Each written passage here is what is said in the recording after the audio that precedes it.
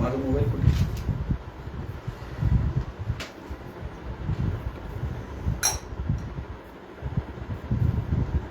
रणू हे बघ बरं, प्रभूजींना फोन करत असते. जय राधा माधव कुंज बिहारी, जय राधा माधव कुंज बिहारी, जय गोपी जन वल्लभ गिरिवरधारी, जय गोपी जन वल्लभ गिरिवरधारी, जय यशोदनंदन भज जनरंजन, जय यशोदनंदन भज जनरंजन, यमुना तीरा वनचारी,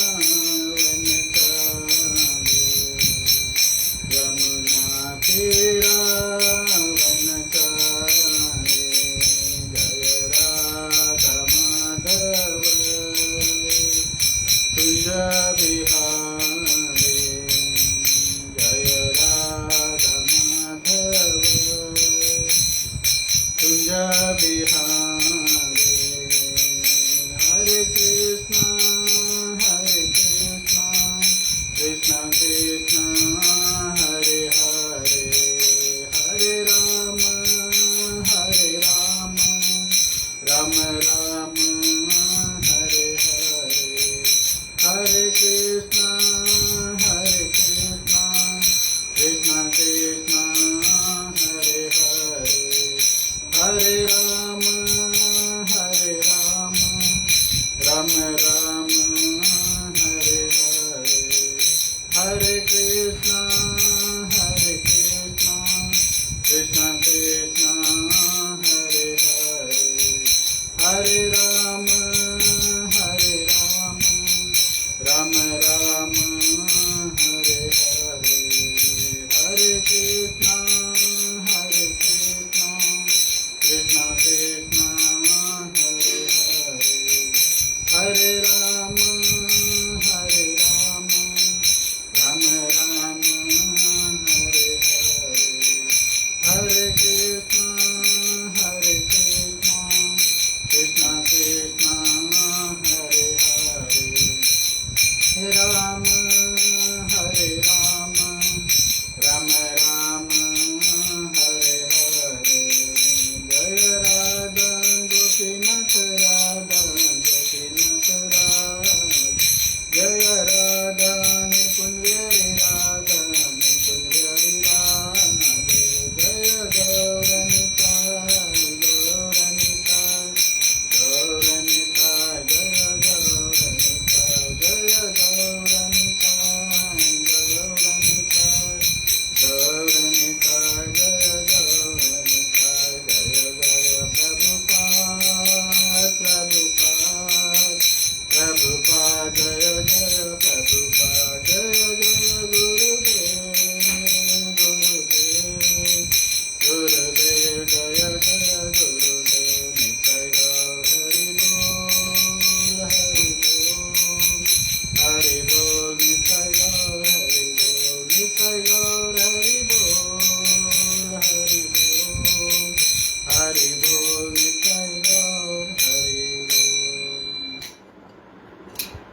जय ओम विष्णुपाद परमहंस परिव्राजकाचार्य अष्टोत्तर शतैषी भक्तिवेदांत स्वामी श्रील प्रभुपाद की जय, इस्कॉन संस्थापकाचार्य श्रील प्रभुपाद की जय।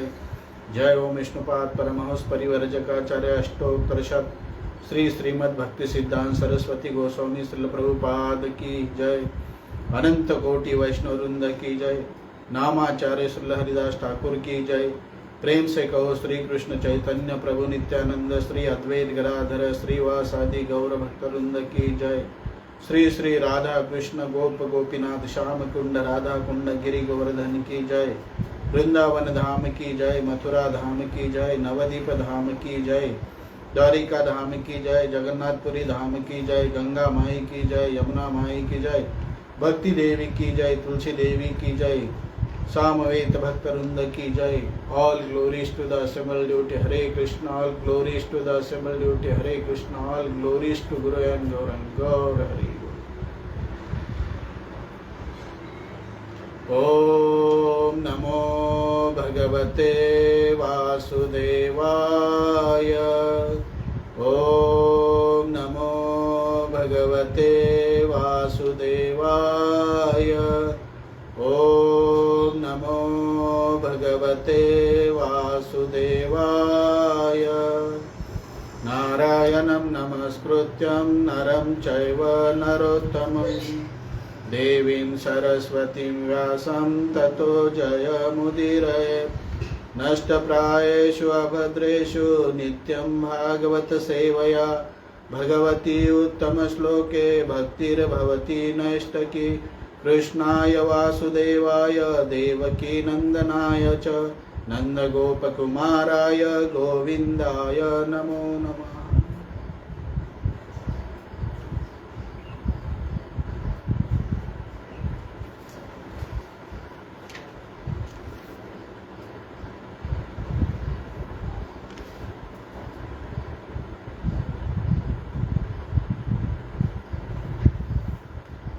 हरे कृष्णा।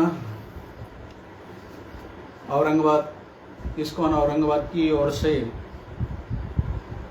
मंगलवार का ये जो साप्ताहिक सुबह का श्रीमद् भागवतम का चर्चा सत्र जो है उसमें आप सभी का स्वागत है। आज का श्लोक जो है श्रीमद् भागवतम का छठा स्कंद पहला अध्याय और 52 नंबर का जो श्लोक है, आज इसके ऊपर अपन चर्चा करेंगे।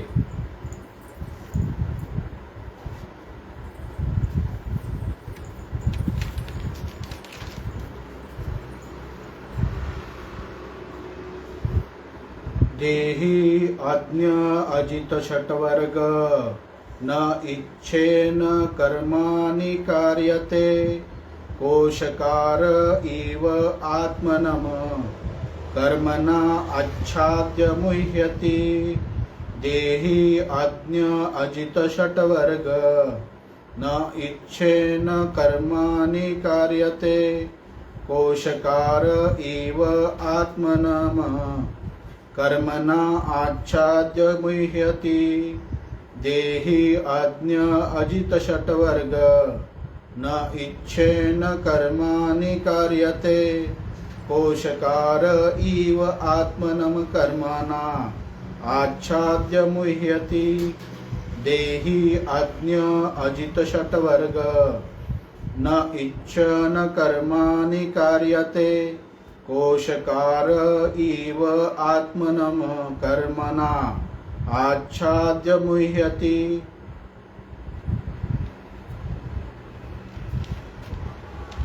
अपनी इंद्रियों तथा मन को वश में करने में अक्षम मूर्ख देहधारी जीव अपनी इच्छाओं के विरुद्ध प्रकृति के गुणों के प्रभाव के अनुसार कर्म करने के लिए बाध्य होता है। वह उस रेशम के कीड़े के समान है जो अपनी लार का प्रयोग बाह्य कोश के लिए करता है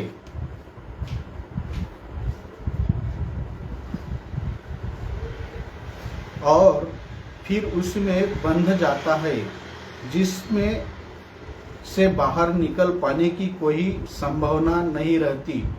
जीव अपने ही सकाम कर्मों के जाल में अपने को बंदी कर लेता है और तब अपने को छुड़ाने का कोई उपाय नहीं ढूंढ पाता। इस तरह वह सदैव मोहग्रस्त रहता है और बारंबार मरता रहता है। जैसा कि पहले बताया जा चुका है, प्रकृति के गुणों का प्रभाव अति प्रबल है।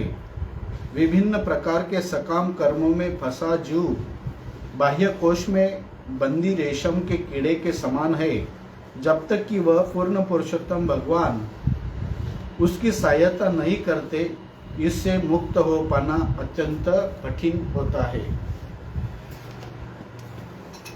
ओम अज्ञानतिमिरान्धस्य ज्ञानाञ्जनशलाकया चक्षुरुन्मीलितमेन तस्मै श्रीगुरुवे नमः।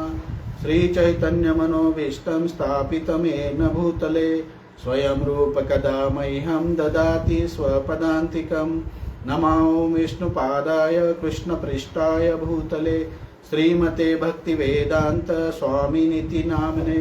नमस्ते सारस्वते देवे गौरवाणी प्रचारिणे निर्विशेष शून्यवादी पाशातदेशतारिणे। वाञ्छाकल्पतरुभ्यश्च कृपा सिन्धुभ्येव च पतितानां पावनेभ्यो वैष्णवेभ्यो नमो नमः।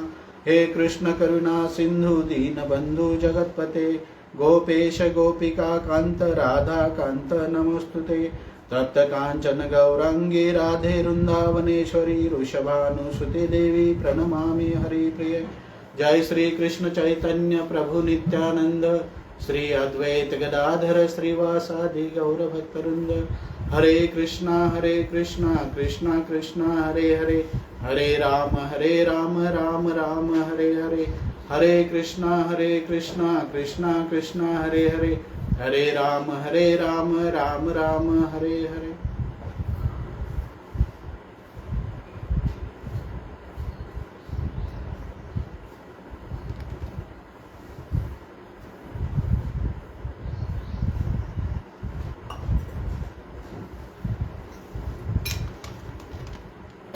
हरे कृष्णा।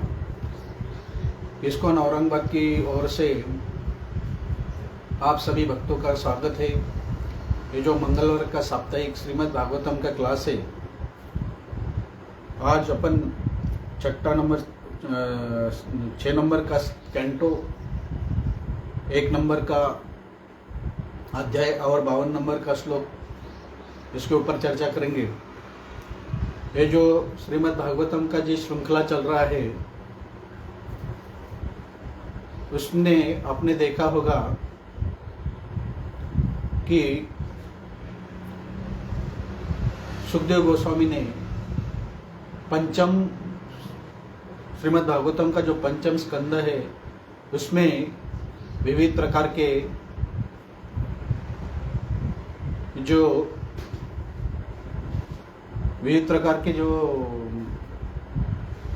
नरक है, वो नरक का वर्णन किया है। और ये जो नरक है वो कितने भयानक है, इसका उसमें विवरण दिया है। और हर व्यक्ति को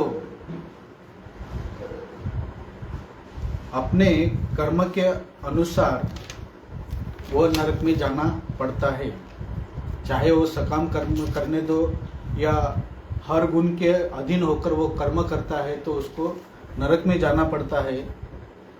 तो परीक्षित महाराज ये शुद्ध भक्त होने के कारण और वैष्णव होने के कारण उनको ये जो भौतिक जगत के जीव है उनके ऊपर बहुत ही दया है। और वो सुखदेव गोस्वामी से प्रश्न करते हैं कि ये जो भौतिक जगत का लोग है उनको नरक में नहीं जाने के लिए क्या करना पड़ेगा। तो सुखदेव गोस्वामी डायरेक्टली तो उनको बताते नहीं है, लेकिन स्टेप बाय स्टेप जैसे जैसे बताते वो भक्ति मार्ग कैसा श्रेष्ठ है इसका उदाहरण देते हुए छठे स्कंद पर आते हैं। और ये जो छठा स्कंद है उसका जो पहला अध्याय है उसमें अजामिल के जीवन का इतिहास उनको वर्णन करते हैं कि भक्ति मार्ग अवलंब करने के बाद कौन सा भी गुण का व्यक्ति होने दो, वो कैसे ही कार्य करने दो, अगर वो भक्ति मार्ग का अवलंब करता है और भगवान श्री कृष्ण की भक्ति करता है तो उसको भगवान के धाम तक कैसा पहुंच सकता है इसका वर्णन दिया है। और भक्ति मार्ग कैसा श्रेष्ठ है इसको एक्सप्लेन करने के लिए अजामिल का जीवन का इतिहास बताया है। अजामिल क्या था इसके बारे में वो बताया है। अपन देख रहे हैं कि जो पहला अध्याय है स्टेप बाय स्टेप पढ़ रहे हैं, तो अपन ये जो 52 नंबर का श्लोक है उसके ऊपर आए हैं। तो ये 52 नंबर के ऊपर के जो श्लोक है उसमें प्रभुपाद जी क्या बताते हैं, उनका जो तात्पर्य दिया है उसके बारे में चर्चा करेंगे। ये जो श्लोक है, ये श्लोक में बताया है कि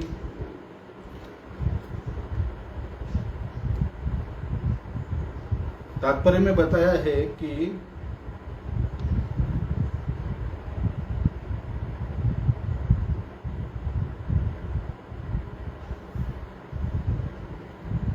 अपनी इंद्रियों तथा मन को वश में करने में अक्षम देहधारी जीव अपनी इच्छाओं के विरुद्ध प्रकृति के गुणों के प्रभाव के अनुसार कर्म करने के लिए बाध्य होता है। वह उस रेशम की कीड़े के समान है जो अपनी लार का प्रयोग बाह्य कोश बनाने के लिए करता है।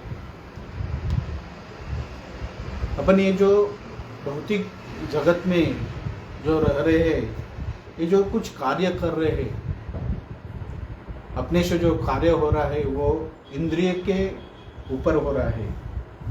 जो कुछ भी कार्य कर होता है वह अपने इंद्रिय और मन, ये जो इसके ऊपर ही हो रहा है। तो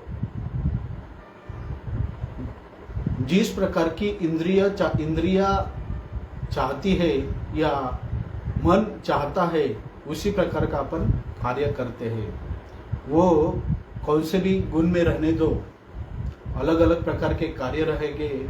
ये कार्य करने का जो मार्ग ये रहेगा, बोल तो एक्टिविटी रहेगा, तो उसका सोर्स क्या है, तो आपका मन और इंद्रिय।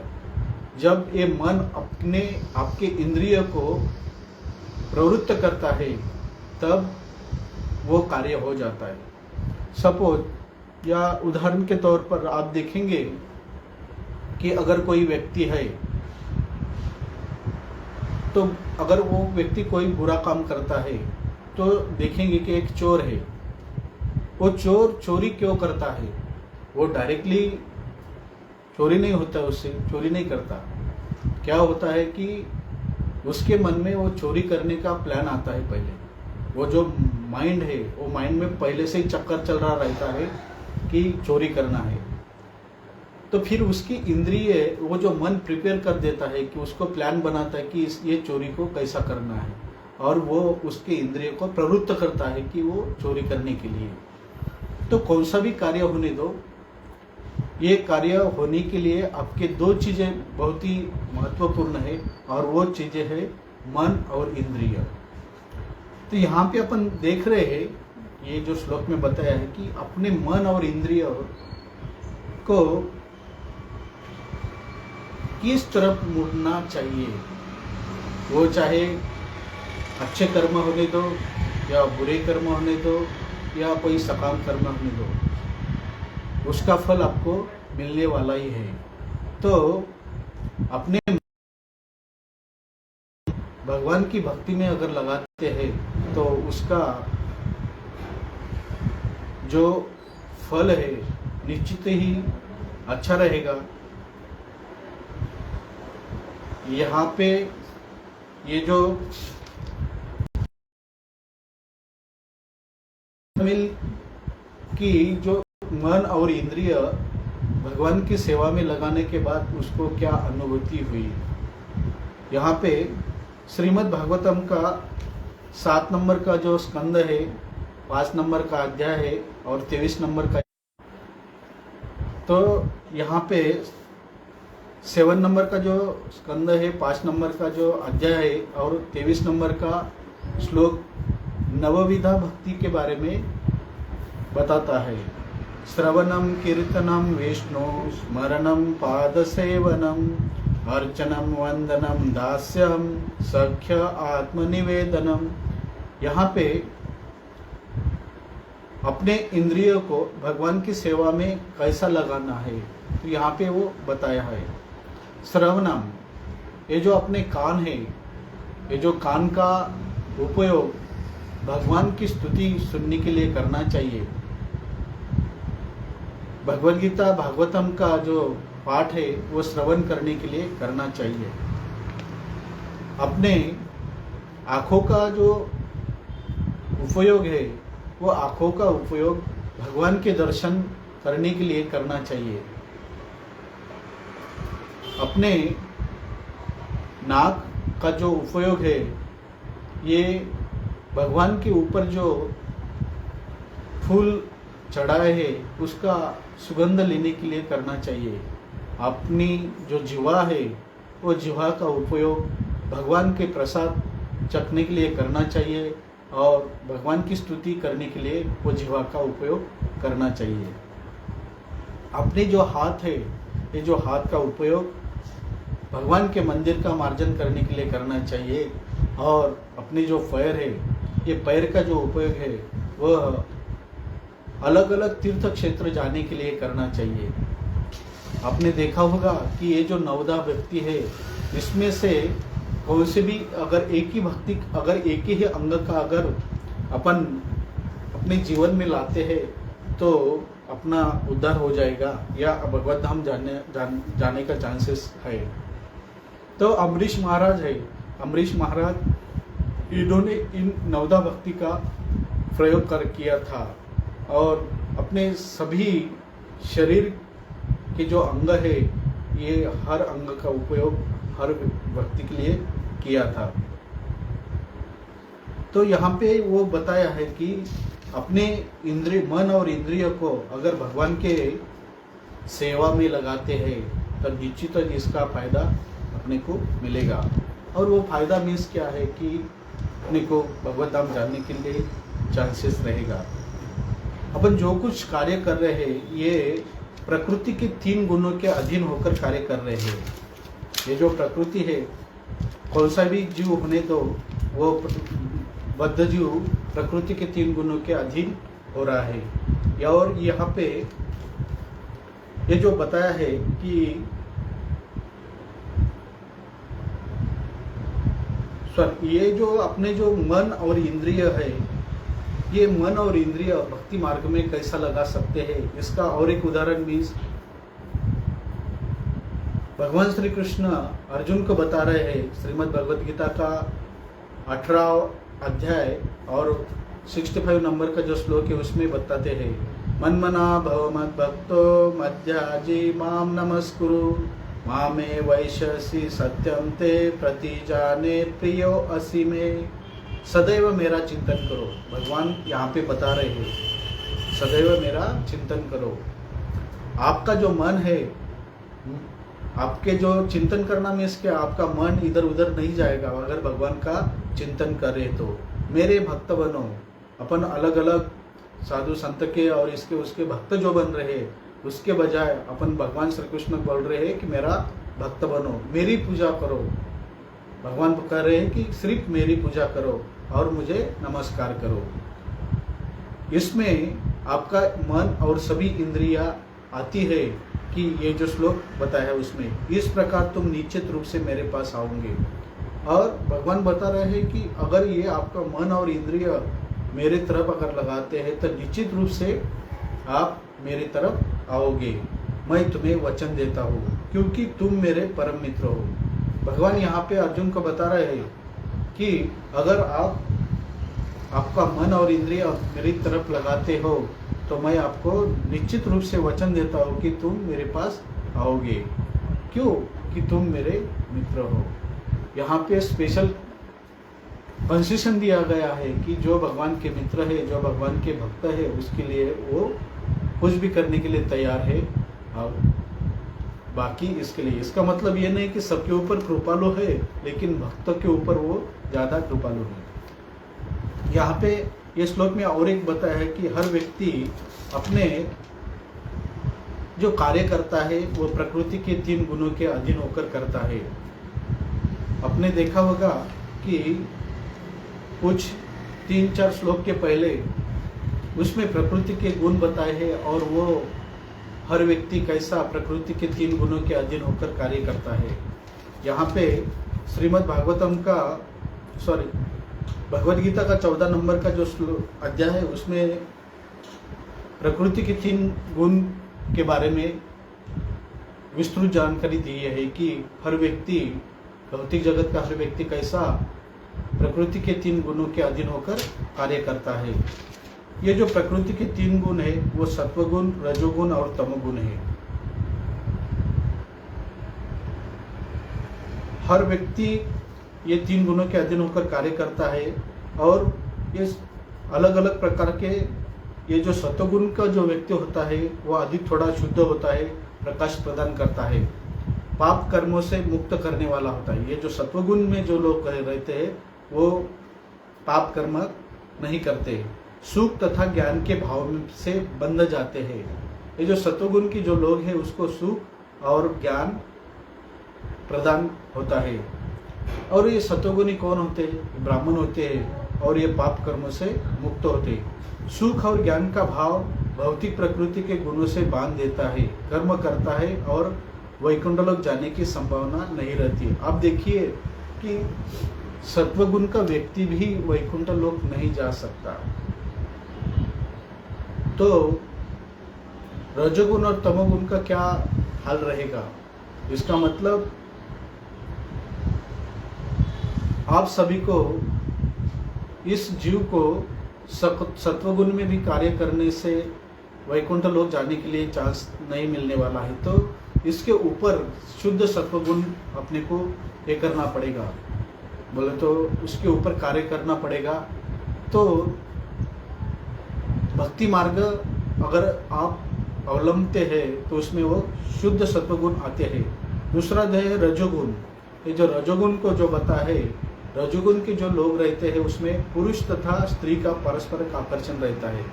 जो लोग स्त्री तथा पुरुष के ऊपर आकर्षित रहते हैं वो रजोगुण में आते हैं। वो हर टाइम इंद्रिय तृप्ति चाहते हैं, सम्मान चाहते हैं, सुंदर संतान, स्त्री, घर, सुखी परिवार, और ये सब लाने के लिए वो कठिन परिश्रम करते रहते हैं। दूसरी बात, ये जो रजोगुण के जो लोग हैं उनको मुक्ति मिलना तो मुश्किल है।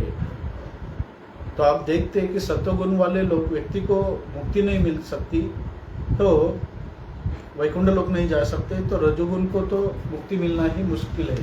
तो तीसरे जो लोग हैं वो तमोगुण के जो लोग हैं। ये तमोगुण के जो लोग हैं वो सत्वगुण के विपरीत लोग हैं। वह सिर्फ जीने के लिए ही कार्य करते हैं और इतने अधम से अधम कार्य करते हैं कि कोई भी उनके लिए, कोई भी कार्य उनके लिए तो बुरा नहीं होता, ऐसा वो सोच के कितना भी बुरा कार्य रहने दो वो कर लेते हैं।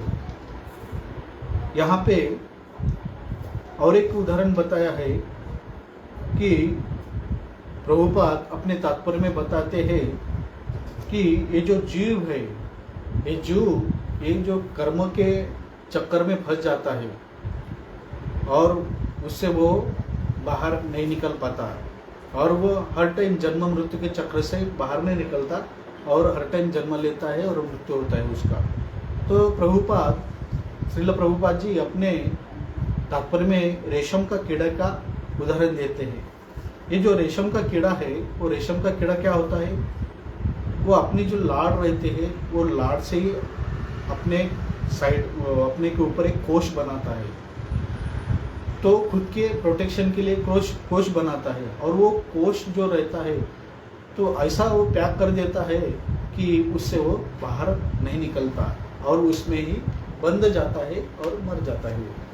वैसा ही वो जो जीव है भौतिक जगत में ही वो कर्म करते करते, हर टाइप के कर्म करते करते वो उससे बाहर निकलने का कोई सोचता ही नहीं। और दूसरा उदाहरण अगर देखेंगे, ये जो मकड़े का जाल है, जो मकड़ी रहती है वो जाल बनाती है, वो कितना सुंदर जाल रहता है, लेकिन वो जाल बनाते बनाते उसमें ही फंस जाते हैं। इसी तरह जीव अपने ही सकाम कर्मों के जाल में अपने को बंदी कर लेता है, छोड़ाने का कोई उपाय नहीं ढूंढता।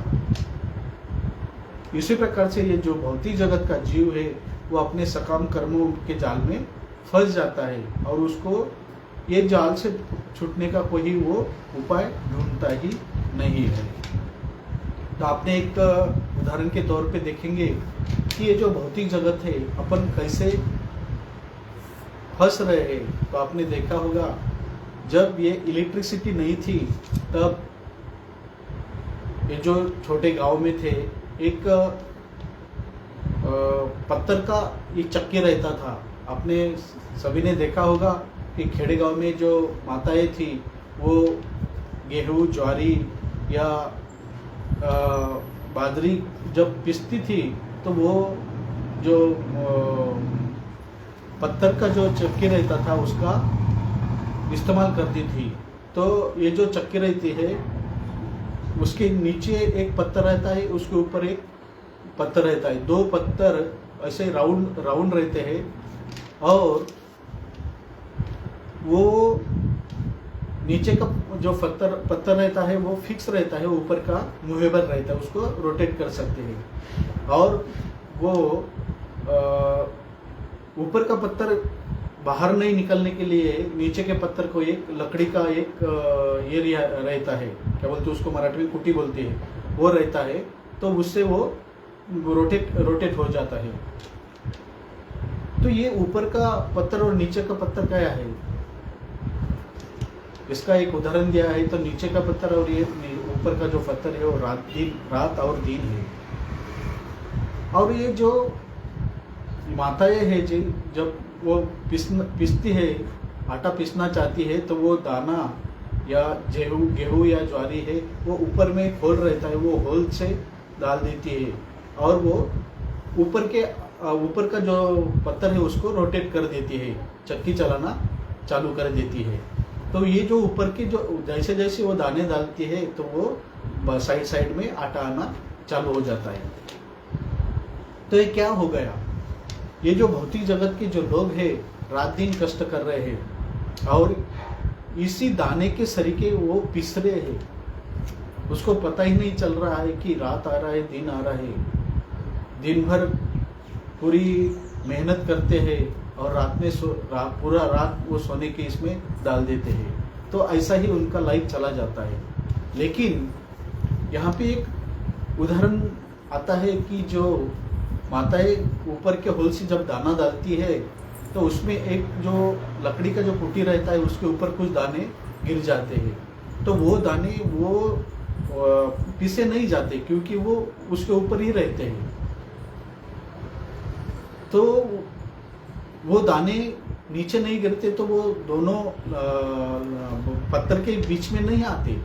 तो ये क्या है कि ये जो भक्त है भगवान की भक्ति कर रहे हैं तो वो पीछे नहीं जाएंगे। तो क्या होता है कि भगवान अपने को बुला रहे हैं लेकिन अपन उसके ऊपर ख्याल नहीं कर रहे। ये जो रात दिन का जो चक्की चल रहा है उसकी जो आवाज़ है वो अपने कानों में चल रही है। और जो भगवान बुला रहे हैं, वो जो संत बुलाते हैं, जो साधु संत बुलाते हैं कि अरे आओ प्रोग्राम में, हमारे प्रोग्राम पे आओ। अगर आप देखते हैं तो इस्कॉन के जितने ही भक्त हैं वो एक जीव को बता रहे हैं कि प्रोग्राम पे आओ, भगवत भक्ति करो, भगवत गीता भागवतम का पाठ करो, हरि नाम का जप करो। लेकिन वो नहीं सुनते। चैतन्य महाप्रभु ने जो ये आंदोलन चालू किया है ये जीव के लिए ही किया है, लेकिन वो ये चक्की की तरह से रात दिन कष्ट कर रहा है। लेकिन वो चक्की का जो आवाज़ आ रहा है उसको वो भगवान का या चैतन्य महाप्रभु का आवाज़ सुनाई नहीं दे रहा है।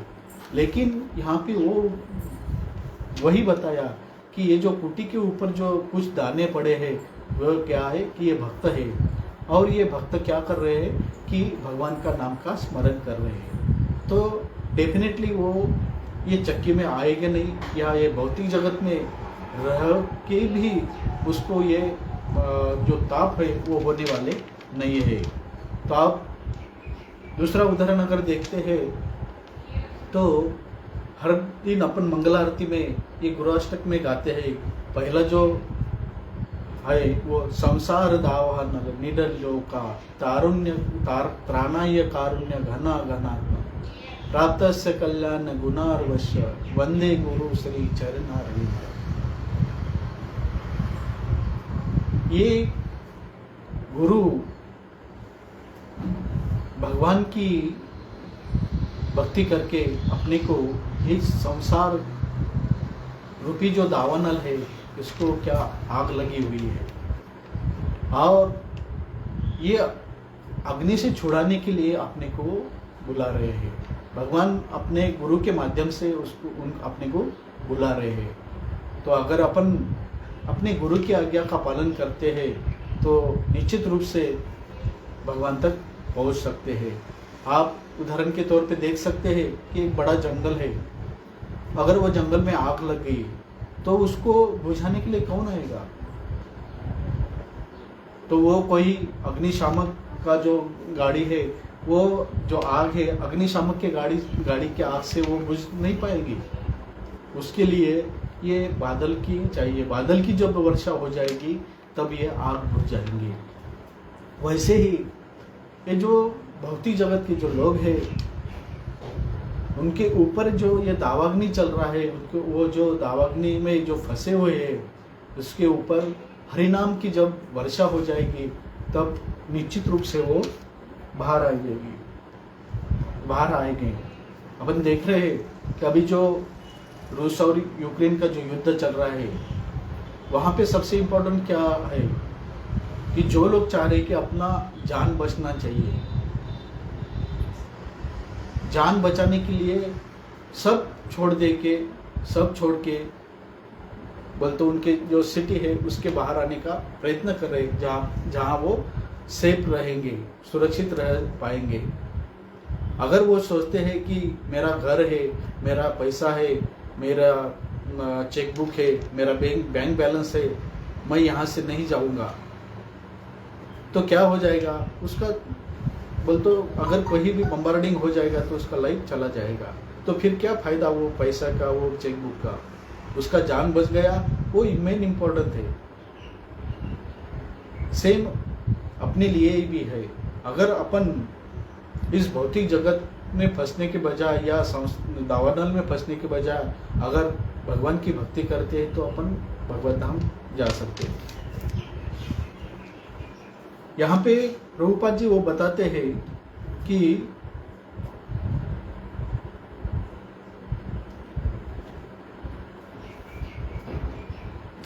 भौतिक जीव अपने ही सकाम कर्मों के जाल में अपने को बंदी कर लेता है। ये जो जीव है अपने सकाम कर्मों में बंदी बनाता है और छूटने का कोई उपाय नहीं ढूंढता।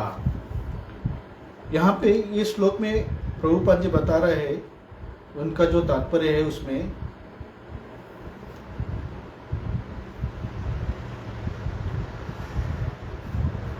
जब तक कि पूर्ण पुरुषोत्तम भगवान उसकी सहायता नहीं करते इससे मुक्त हो पाना अत्यंत कठिन है। इस सकाम कर्मों से, या जैसा आपने देखा होगा ये जो रेशम का कीड़ा है वो कैसा फंस जाता है, मकड़ी कैसे उसके जाल में फंस जाती है, तो वो कोई मार्ग ढूंढता ही नहीं, और वो अगर ढूंढता भी है तो उससे वो निकल नहीं पाता। जब तक कि पूर्ण पुरुषोत्तम भगवान उसकी सहायता नहीं करते इससे मुक्त हो पाना अत्यंत कठिन है। यहाँ पे स्पष्ट बताया है कि भगवान जब तक उसकी सहायता नहीं करते उससे बाहर निकलना मुश्किल है। तो भगवान कैसे सहायता करेंगे? आप देखेंगे कि भगवद गीता का 18 नंबर का जो अध्याय है और उसमें 66 नंबर का जो श्लोक बताया है, भगवान श्री कृष्ण अर्जुन को बता रहे हैं। अर्जुन तो क्या नीति मात्र था, लेकिन ये जो उपदेश है वो अपने जीव के लिए बताया है। अध्याय नंबर 18 66 नंबर का जो श्लोक है, सर्वधर्मान परित्यज्य मामेकं शरणं व्रज अहम त्वां सर्व पापेभ्यो मोक्षयामि मा शुच।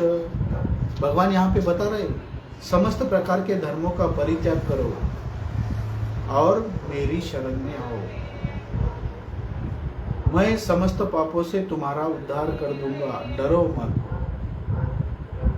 यहाँ पे स्पष्ट बताया है कि जो कुछ आप धर्म कर रहे हैं, जो कुछ कर्म कर रहे हैं, जो कुछ कर रहे हैं, किसी धर्म का अपन आप अवलंब कर रहे हैं, तो उसका परित्याग कर दो और मेरी शरण में आओ। मैं समस्त पापों से, आपने जब अभी तक जो कुछ पाप किया है, जो कुछ किया है, उससे तुम्हारा उद्धार कर दूंगा, डरो मत। यहाँ पे वो कॉन्फिडेंसली बता रहे हैं। अभी तक कोई भी ऐसा बताया नहीं है कि तुम सिर्फ मुझे शरण आ जाओ, मैं तुम्हारा उद्धार कर दूंगा। तो अपना क्या काम है कि सिर्फ भगवान को, सभी धर्मों का परित्याग करने का और भगवान को शरण जाने का। भगवान को शरण जाने का आसान तरीका है इस भक्ति मार्ग का अवलंब करने का। अभी तक बताई गई सारी विधियों का परित्याग करके अब केवल मेरी शरण में आओ। भगवान यहाँ पे अर्जुन को स्पष्ट बोल रहे हैं, क्योंकि अर्जुन का जमलिंग हो रहा था कि क्या करूं क्या नहीं करूं। वैसा ही इस भौतिक जगत के लोगों का है। इस शरणागति से वह समस्त पापों से बच जाएगा, क्योंकि भगवान स्वयं उसकी रक्षा का वचन दे रहे हैं। जैसा अर्जुन को भगवान ने वचन दिया है कि तुम मेरे शरण में आओ, मैं तुम्हारा उद्धार कर दूंगा, उसी प्रकार अगर अपन भगवान की शरण में जाते हैं तो निश्चित रूप से अपना उद्धार हो जाएगा।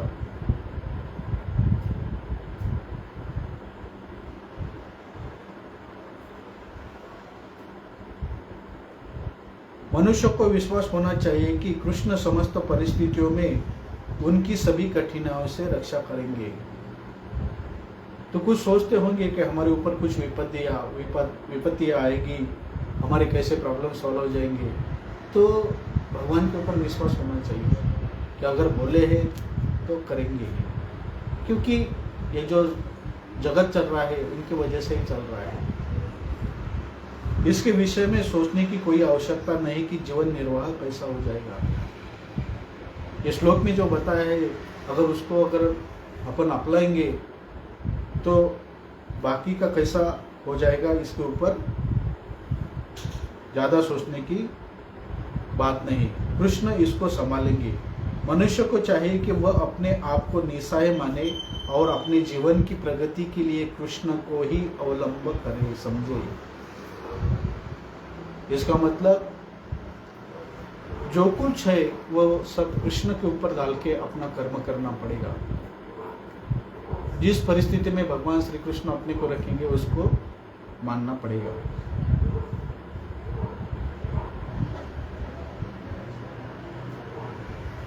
यहाँ पे वही बताया कि अनन्य भाव से कृष्ण की भक्ति गुह्यतम ज्ञान है और संपूर्ण गीता का यही सार है। भगवद गीता का जो सार है वहाँ पे वही बताया कि भगवान श्री कृष्ण की अनन्य भक्ति। मनुष्य को यह चिंता होती है कि वह किस प्रकार सारे धर्मों को त्यागे और एकमात्र कृष्ण के शरण में जाए, लेकिन ऐसी चिंता व्यर्थ है। यहाँ पे स्पष्ट बताया है कि हर व्यक्ति को लगता होगा कि सभी धर्मों को कैसा परित्याग करेंगे और भगवान श्री कृष्ण को कैसा शरण जाएंगे।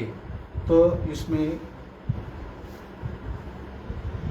शक या चिंता करने की कोई बात नहीं है, और ये जो चिंता करेंगे वो व्यर्थ ही है। तो आज का श्लोक जो है उसमें अपन 2-3 पॉइंट के ऊपर चर्चा किया है। ये जो है अपने मन और इंद्रियों को कैसे भगवान की शरण में या भगवान की सेवा में लगा सकते हैं, प्रकृति के 3 गुण कौन से हैं, और हर व्यक्ति कैसा ये प्रकृति के 3 गुणों के अधीन होकर कार्य करता है, और कैसा ये जो जीव है रेशम के कीड़े के सरीके अपने सकाम कर्मों के जाल में कैसा फंस जाता है, और कैसा वो उसका जन्म मृत्यु के चक्र से वो छूट नहीं पाता। और लास्ट में प्रभुपाद जी ने तात्पर्य में वही बताया कि अगर व्यक्ति इस प्रकृति के इसमें ये जो सकाम कर्मों के जाल में फंसा हुआ है, जिससे वो जन्म मृत्यु के चक्र से बाहर नहीं आ सकता, तो उसको छुड़ाने का एक ही मार्ग है कि वह भगवान की सहायता मांगे। जब तक भगवान उसकी सहायता नहीं करेंगे तब तक उसके पास ये जो मटेरियली वर्ड है, ये जो कुछ है, उससे वो छूट नहीं पा सकता। इसके लिए एक ही मार्ग है, वह है भगवान के शरण जाना। हरे कृष्णा। सभी भक्तों का इस्कॉन औरंगाबाद की ओर से धन्यवाद। यहाँ पे अपन रुकेंगे समय की पाबंदी होने के कारण। बहुत बहुत धन्यवाद। हरे कृष्णा।